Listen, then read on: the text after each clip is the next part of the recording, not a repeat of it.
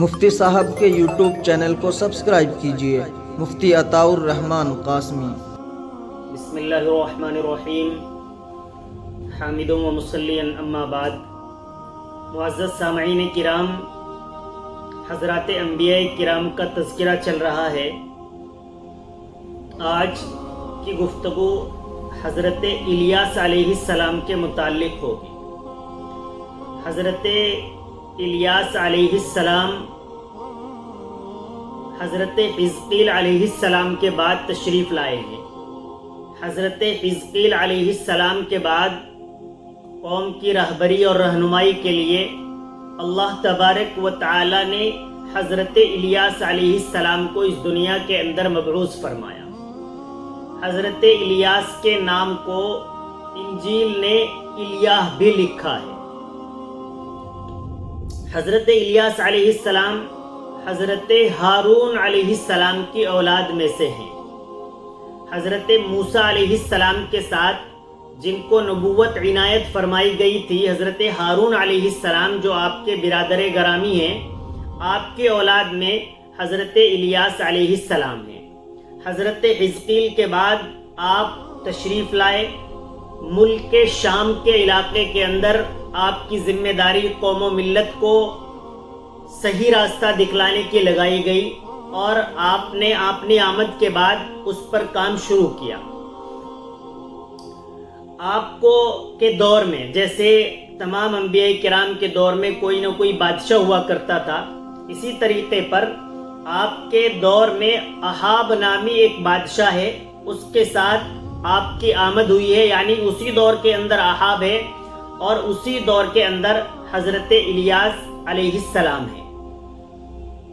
قرآن کریم کے اندر تمام انبیاء کرام کا تذکرہ نہیں آیا، پھر کچھ انبیاء کرام کا تذکرہ طویل آیا ہے، پھر کچھ انبیاء کرام کا تذکرہ مختصر آیات میں آیا ہے، کچھ انبیاء کرام کا تذکرہ صرف نام سے آیا ہے، اور کچھ انبیاء کرام کی جانب قرآن کریم صرف اشارہ کرتی ہے۔ تو حضرت الیاس علیہ السلام کے متعلق اللہ تبارک و تعالی نے قرآن کریم کے اندر سورہ انعام کی آیت نمبر 85 نازل فرمائی، اس میں حضرت الیاس کا ذکر کیا، اور اسی طریقے پر سورۃ الصافات کی 131 آیت نمبر سے 143 نمبر تک حضرت الیاس علیہ السلام کا مختصر تذکرہ فرمایا ہے۔ جس وقت حضرت الیاس علیہ السلام جس دور کے اندر موجود ہیں، اس دور میں ایک بعل نامی بت ہے۔ اصل میں نے گزشتہ دنوں میں گزشتہ انبیاء کرام کے تذکرے میں بھی بتایا تھا کہ نبی آتے، قوم کے اندر اپنا کام کرتے، کچھ لوگ ایمان لے آتے، پھر نبی علیہ السلام اللہ تبارک و تعالیٰ کے حکم پر اس دار فانی کو الوداع کہہ جاتے۔ تو جو لوگ ایمان لاتے وہ لوگ ان پر عمل کرتے رہتے جو ہدایات نبی دے کر جاتے۔ جیسے جیسے زمانے کی طوالت گزرتی، پیڑھی در پیڑھی لوگ آتے، تو انبیاء کرام کی تعلیمات کو بھول جاتے اور طرح طرح کی نئی تقریباً ایجادات پیدا کر لیتے۔ تو اسی طریقے پر جس دور میں حضرت الیاس علیہ السلام کی آمد ہوئی ہے، تو بعل نامی بت کو شام کے اندر، اس علاقے کے اندر پوجا جا رہا ہے۔ بعض مورخین نے لکھا ہے کہ جو حجاز کے اندر مشہور بت ہے ہبل، جس کا ذکر سیرت النبی میں بار بار آتا ہے، یہ بعض مورخین نے لکھا ہے کہ یہ وہی بعل بت ہے، اسی کو ہبل کہا جاتا ہے۔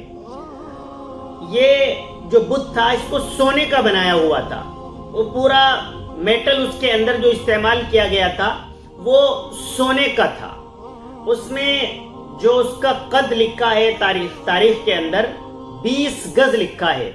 20 گز کا یہ بت پورا سونے کا بنا ہوا، اس کے 4 منہ، چاروں طرف اس کے منہ بنائے ہوئے، چاروں طرف اس کے چہرے، یعنی یہ چاروں طرف الگ الگ چہروں سے دیکھتا ان کے عقائد کے مطابق۔ اور اس کی خدمت میں بھی لکھا ہے کہ 400 لوگ اس کی خدمت کے اندر رہتے، 400 لوگ اس کی خدمت پر مامور رہتے، اس کی صاف صفائی کا خیال رکھتے اور اس کی حفاظت کا تقریباً وہ خیال رکھتے۔ یمن اور شام، یہ تو جو پورا علاقہ ہے، اس کے اندر یہ ایک محبوب ترین دیوتا بن کر رہ گیا تھا۔ خیر، حضرت الیاس علیہ السلام نے قوم پر کام شروع کیا۔ اب آپ کو معلوم ہی ہے، میں نے گزشتہ انبیاء کرام کے بارے میں تذکرہ کیا کہ اس دور میں جن انبیاء کرام کو اللہ تبارک و تعالی نے مبعوث فرمایا، انبیاء کرام آتے، جیسے ہی دعوت کا کام شروع کرتے ویسے ہی لوگ مخالف ہو جاتے۔ سب سے اخیر میں پیغمبر آخر الزماں سرور کونین تاجدار مدینہ محمد عربی صلی اللہ علیہ وسلم کا ذکر کیا جائے گا۔ آپ کو معلوم بھی ہے کہ آپ صلی اللہ علیہ وسلم نے جب مکۃ المکرمہ میں دعوت کا پیغام دیا، اعلان کیا، تو لوگ اپنے ہی کس طریقے پر مخالف ہو گئے۔ تو حضرت الیاس علیہ السلام نے بھی اپنا کام شروع کیا، لوگوں کو بتانے سمجھانے لگے، اور وہاں کے لوگ بھی مخالف ہو گئے۔ وہ جو بادشاہ تھا اس نے ایک مشرک لڑکی سے شادی کر لی، یہودی بادشاہ فلسطین کا، اور شادی مشرک لڑکی سے کر لی۔ اب اس مشرک لڑکی نے بتوں کی پوجا شروع کی، تو وہاں پر بھی جو ان کے متعلقین تھے وہ بتوں کی پوجا کرنے لگے۔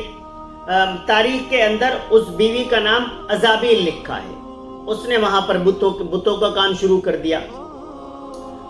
اس کے بعد جب لوگ مخالف ہوتے، پہلے بھی میں نے بتایا کہ مخالفت کے بعد وہ نبی کو مارنے پر، قتل کرنے پر اتر آتے۔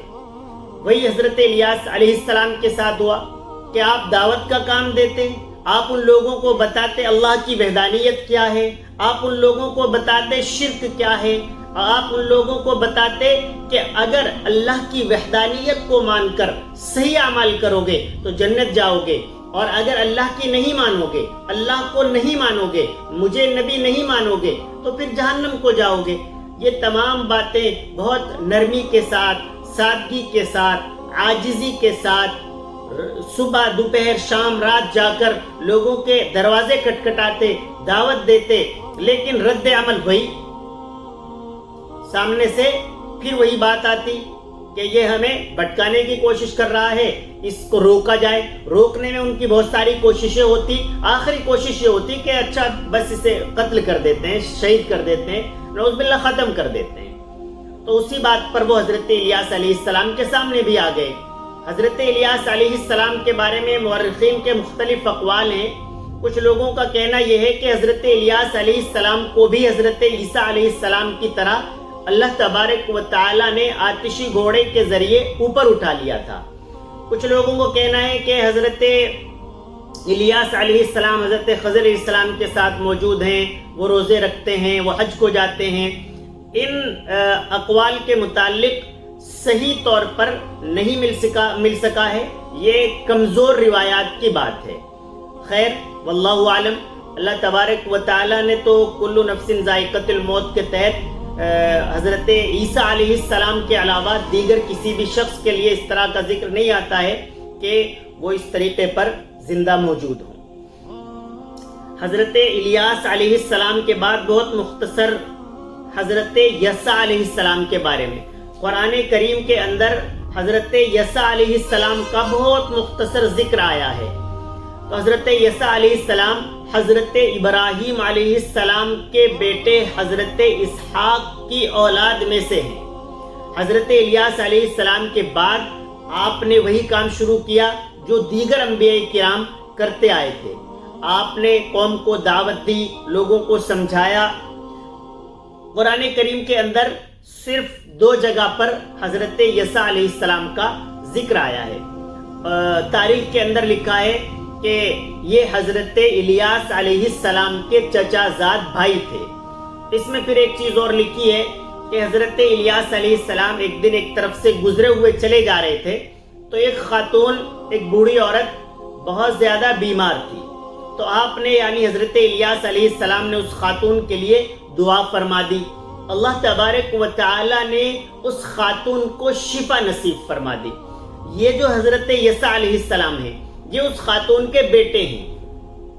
تو حضرت یسع علیہ السلام کی ماں کو شفا ہو گئی، تو حضرت یسع علیہ السلام حضرت الیاس علیہ السلام کے ساتھ رہنے لگے، آپ پر اللہ پر ایمان لے آئے۔ ان کے بعد یعنی حضرت الیاس علیہ السلام کے بعد انہی کو نبی بنا دیا گیا۔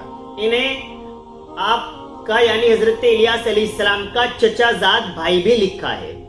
تو اس میں اصل میں جیسے چلے گا رہے تھے تو راستے میں کسی نے معلوم کیا کہ یہ کون ہے، تو حضرت الیاس علیہ السلام نے فرما دیا کہ یہ میرے چچا زاد بھائی ہیں۔ تو چچا زاد بھائی ہو بھی سکتے ہیں اور اس بڑھیا کے بیٹے ہیں، آپ کے ساتھ رہتے ہیں، تو مجازن بھی کوئی کہہ دیتا ہے کہ ہمارے چچا زاد بھائی ہیں۔ محلے میں پڑوس میں جو لوگ رہتے ہیں انہیں بھی ہم چچا تایا سے آج کل بھی پکارتے ہیں، چچا کے بیٹے تایا کے بیٹے ہوتے ہیں۔ تو اسی طریقے پر شاید حضرت الیاس علیہ السلام نے ذکر کر دیا۔ بہت شکریہ، آپ ہمارے ساتھ بنے رہیں گے تو انشاءاللہ تعالی اسی طریقے پر آپ حضرات کو حضرات انبیاء کرام نبی کریم صلی اللہ علیہ وسلم کا تذکرہ پہنچتا رہے گا۔